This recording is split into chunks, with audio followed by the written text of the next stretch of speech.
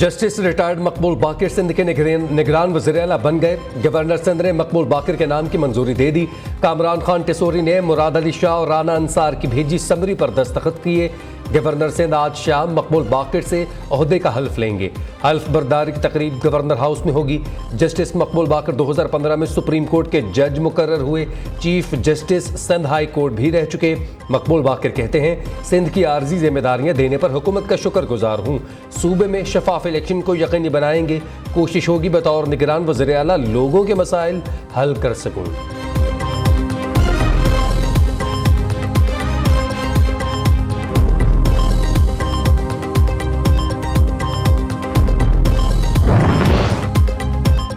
तमाम जमातों का मकबूल बाकिर के नाम पर इत्तफाक हुआ है। उम्मीद है सूबे के मामलात अहसन तरीके से चलाएंगे। साबिक अपोजिशन लीडर राना अंसार की मीडिया से गुफ्तगू कहती हैं, MQM इलेक्शन के लिए मुकम्मल तौर पर तैयार है। रहनुमा पीपल्स पार्टी मुर्तज़ा वहाब बोले, हुकूमत और अपोजिशन ने जस्टिस मकबूल बाकिर के नाम पर इत्तफाक किया है। नामजद वज़ीर-ए-आला सूबे में शफाफ इलेक्शन का वादा पूरा करेंगे।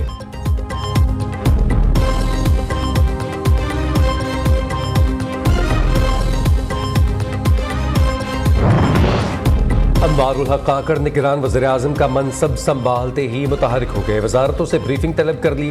मुआशी सूरत हाल पर अहम इजलास भी बुला लिया। मुल्की मईशत की मजमूई सूरत हाल का जायज़ा लिया जाएगा। वजारत ख़जाना, FBR और मुतल्लिक़ा इदारे निगरान वज़ीर-ए-आज़म को ब्रीफ करेंगे। IMF प्रोग्राम और आइंदा की हिकमत अमली पर भी गौर किया जाएगा। निगरान वज़ीर-ए-आज़म को IMF के जारी प्रोग्राम पर भी ब्रीफ किया जाएगा।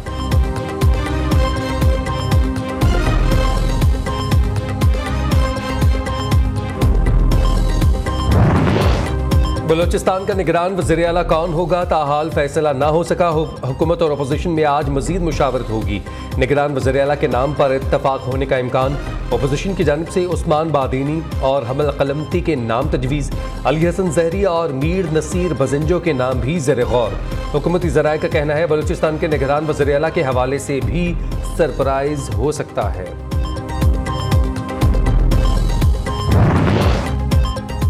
निगरान वज़ीर-ए-आला KP आज़म खान नई टीम बनाने के लिए सरगर्म। पेशावर और इस्लामाबाद में अहम शख्सियात से मुलाकातें। आइंदा 2 से 3 रोज़ में नई निगरान काबीना की तश्कील मतवक्के।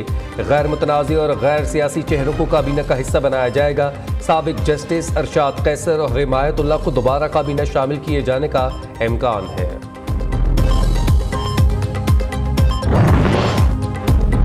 चेयरमैन PTI की मुश्किलात में इजाफा। मजीद 3 मुकदमात में जमानत खारिज। ATC जज अबुल हसनात जुल्करनैन ने महफूज फैसला सुना दिया। अदालत मुल्ज़िम की अदालत में अदम हाजिरी पर जमानतें खारिज की। PTI सरबरा के खिलाफ थाना खना में 2, थाना बाराकहू में 1 मुकदमा दर्ज है।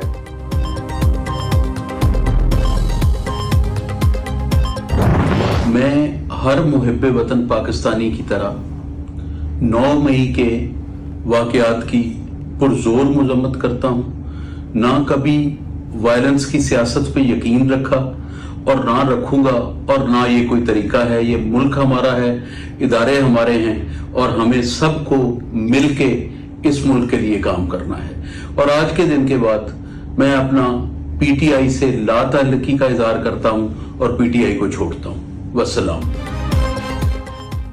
तहरीक इंसाफ की एक और विकेट गिर गई। साबिक सूबाई वजीर शमशान बुखारी ने PTI से राहें जुदा कर ली। शमशान बुखारी की जहांगीर तरीन से मुलाकात। इस्तेहकाम पाकिस्तान पार्टी में शमूलियत का फैसला। 9 मई के जलाओ घेराव, फौजी अमलाक पर हमलों की शदीद मजम्मत। कहते हैं, जलाओ घेराव की सियासत और अपने ही इदारों पर हमलों की हिमायत नहीं कर सकते।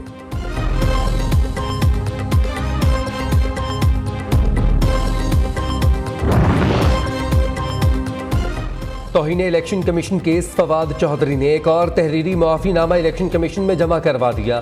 फवाद चौधरी के खिलाफ तौहीन इलेक्शन कमीशन केस का फैसला महफूज 24 अगस्त को सुनाया जाएगा। गुजरात तरक्याती मंसूबों में 1 अरब 25 करोड़ की करप्शन का केस चौधरी परवेज इलाही को आज एहतसाब अदालत में पेश किया जाएगा। नैब लाहौर की टीम साबिक वज़ीर-ए-आला पंजाब के जिस्मानी रिमांड की इस्तदा करेगी। नैब टीम ने गुज़िश्ता रोज साबिक वज़ीर-ए-आला पंजाब को अडियाला जेल से रिहा होते ही गिरफ्तार कर लिया था।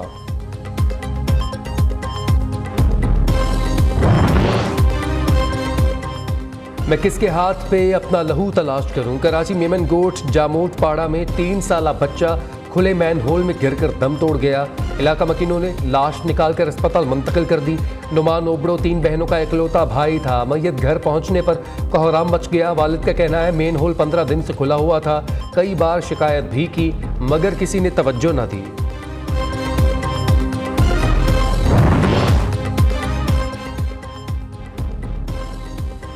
सिविल जज की अहलिया के तशद्दुद के शिकार रिजवाना के चेहरे के एक हिस्से की कामयाब सर्जरी कर दी गई। बच्चे के चेहरे की plastic surgery professor doctor Romana Ikhlaq ने की, जो 3 घंटे जारी रही। डॉक्टर्स का कहना है रिजवाना की अभी भी 2 से 3 मजीद प्लास्टिक सर्जरी होना बाकी है। मरीजा को दोबारा वार्ड में शिफ्ट कर दिया गया।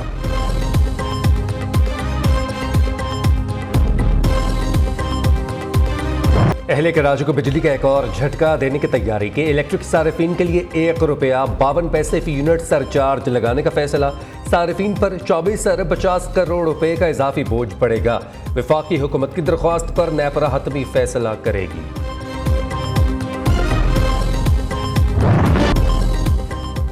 तीन छुट्टियों के बाद डॉलर की फिर ऊंची उड़ान। इंटरबैंक में डॉलर मजीद ₹1.41 महंगा $289.90 का हो गया। ओपन मार्केट में डॉलर की कीमत में ₹1 का इजाफा ₹297 तक जा पहुंचा। उधर पाकिस्तान स्टॉक मार्केट में तेजी। 100 इंडेक्स में 124 पॉइंट्स का इजाफा।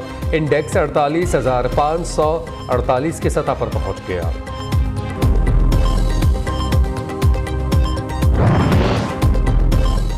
गंडा सिंह बाला और ज़ेरी इलाकों में एक बार फिर तुग़यानी का खदशा। PDMA ने अलर्ट जारी कर दिया। तर्जुमान का कहना है दरियाए रावी और चनाब से मुत्तसिल नालों में दरमियाने दर्जे के सैलाब का इम्कान है। भारत में दरियाए सतलुज और ब्यास पर बनाए डैम्स पानी से भर चुके हैं। आइंदा 24 घंटों में बड़े दरियाओं के बालाई इलाकों में तूफानी बारिशों की भी पेशगोई की गई है।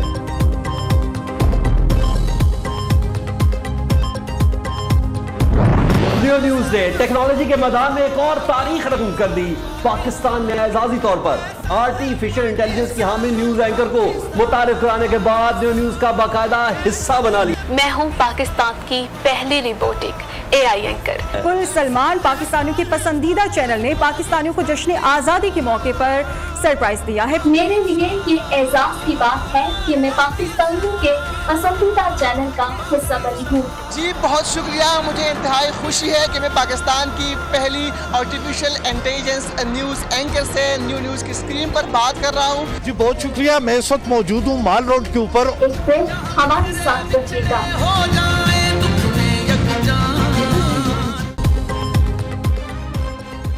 टेक्नोलॉजी की जिद्दत में नियो न्यूज़ एक बार फिर पाकिस्तान का पसंदीदा चैनल साबित हो गया। नियो न्यूज़ ने एजाजी तौर पर आर्टिफिशियल एंकर को स्क्रीन पर लाने के बाद बाकायदा तौर पर लाइव बुलेटिन करवाकर तारीख रकम कर दी। आर्टिफिशियल एंकर ने प्राइम टाइम बुलेटिन किया। पाकिस्तानियों से खूब दाद वसूल। हमें तो कुछ भी नहीं लगा। वो फिर आएंगे, फिर ये ड्रामे होते रहेंगे। इस मुल्क में कुछ भी नहीं है। अब समझते हैं खान साहब वाकई वो साइफर के साथ प्ले कर रहे हैं। हाँ वो ड्रामा ही कर रहे थे अपने लिए। साइफर की इंटेंसिटी है उसको खुद बढ़ा रहे हैं, उसकी ज़रूरत नहीं है। हम लोग बहुत मुसीबतों में इस वक्त। बेहतर ये है कि लेट साइफर गो और आगे चले।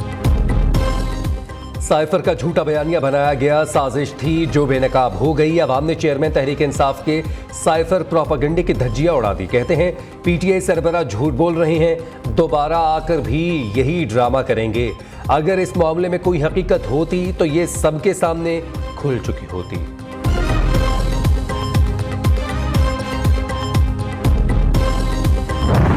जोर तरीके से हम 9 मई के वाक़यात की मज़म्मत करते हैं। जिन्ना हाउस के दरो दीवार को देखकर अपनी आंखों पर यकीन नहीं आता।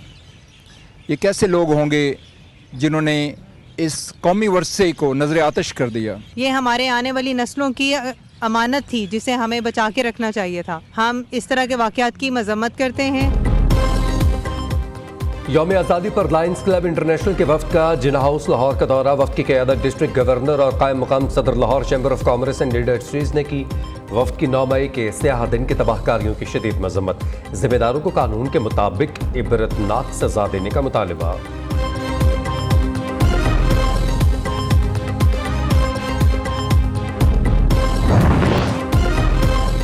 डोनाल्ड ट्रंप के गिर्द कानून का घेरा मजीद तंग। साबिक अमेरिकी सदर डोनाल्ड ट्रंप जॉर्जिया के इंतखाबात में मुदाखलत के इल्ज़ाम पर फर्द जुर्म आयद। इस्तग़ासा ने जॉर्जिया में 2020 के इंतखाबात पलटने के लिए ट्रंप की कोशिशों पर सबूत पेश किए थे। ग्रैंड ज्यूरी ने पीर को एक दिन की समाअत के बाद फर्द जुर्म आयद की।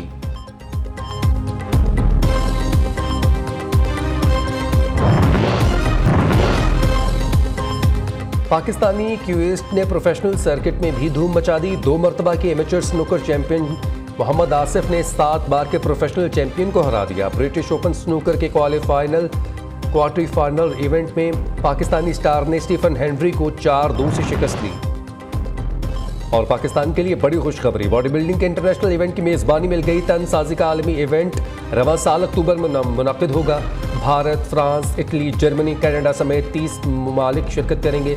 मिस्टर एंड मिस यूनिवर्स समेत 30 कैटेगरीज में 300 से ज़ायद तनसाज और मॉडल्स मुकाबले में हिस्सा लेंगे।